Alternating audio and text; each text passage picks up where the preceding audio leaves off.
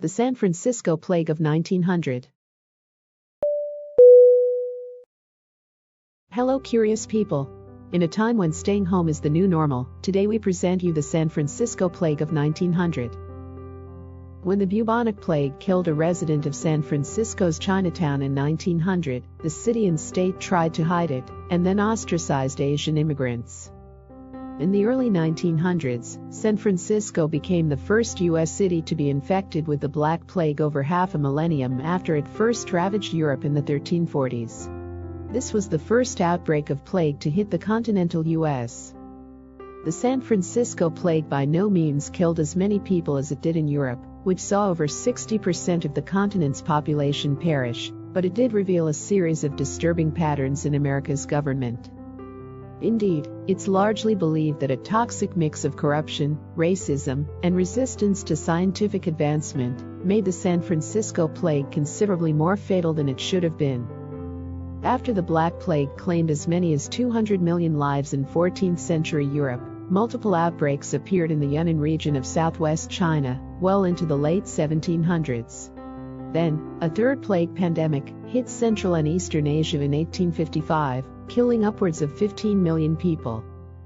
By 1894, the plague had spread to Hong Kong, a large port hub that sent trade ships to the U.S.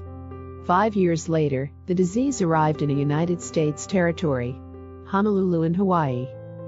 Immigrants to Honolulu's Chinatown were the first to succumb to the plague. Doctors determined that the bacterium Yersinia pestis was the cause of their disease, but they had no clue as to how it had spread to the island nation. Doctors touted the belief that perhaps the disease only affected people of Asian descent, which is an unsubstantiated claim that was likely inspired by anti-Chinese sentiments of the time. Unfortunately, these attitudes would be mirrored in San Francisco just a few months later. Officials locked down Honolulu's Chinatown, quarantining 10,000 residents in an 8-block radius manned by armed guards.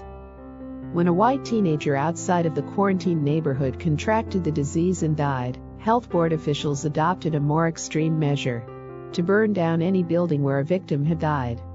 Unfortunately, many of those buildings housed Chinese, Japanese, and native Hawaiian residents.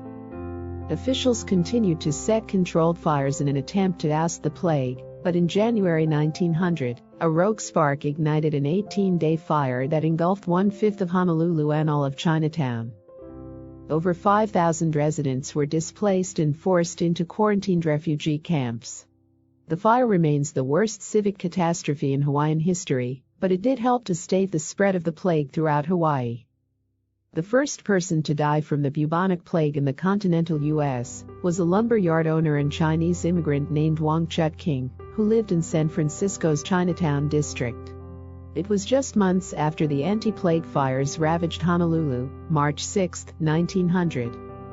King had run a high fever, become delirious, and had painfully swollen lymph nodes called buboes, from which the disease derived its name. Dr. Joseph J. Kenyon, the chief quarantine officer at the Federal Marine Hospital Service who later founded the National Institutes of Health, was the first to identify the presence of E. pestis inside the victim's body. Kenyon had been following the bacterium as it spread from Asia to Honolulu, and he predicted that it would make its way to San Francisco too. Back in January 1900, Kenyon had asked that all ships coming to San Francisco from China and Hawaii fly yellow flags to warn of possible plague infection, but he was largely ignored. Kenyon's subsequent efforts to convince the city that the disease had arrived were stymied by multiple parties of self-interest, and one San Francisco newspaper even printed an article with the headline, "Why San Francisco is Plague-Proof."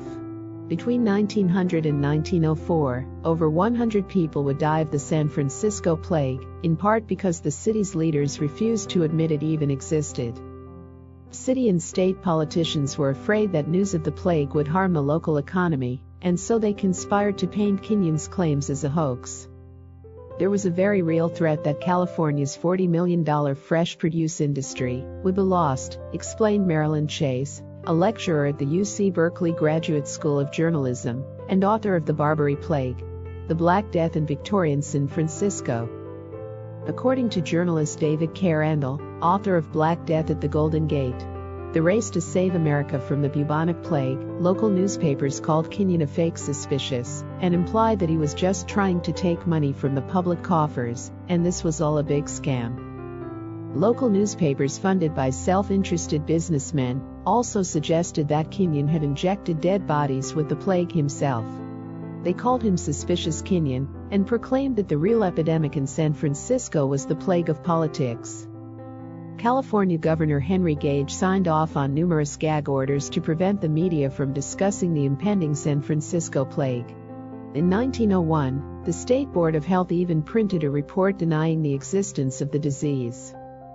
But besides discrediting Kenyon, one of the more nefarious ways in which politicians sought to deny the existence of the San Francisco plague was to convince white residents that the plague only infected those of Asian ancestry.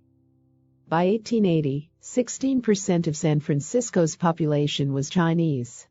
Immigrants had arrived in the state looking for work building the transcontinental railway, but their growing numbers incited hate and fear among white residents, which resulted in the Chinese Exclusion Act of 1882, a U.S. immigration policy that cracked down on Chinese immigration. Even though the San Francisco plague reaped the lives of many white residents too, that wasn't enough to convince the public that the disease did not infect victims based on race. The idea was that if your ancestors had survived the plague in Europe, then you somehow evolved immunity, Randall explained. Thus, when the San Francisco plague appeared in Chinatown, the state government's first actions were to restrict all Asian immigrants from traveling in and out of California, and to lock down Chinatown for 3 days, cutting off 20,000 residents from employment and food supplies.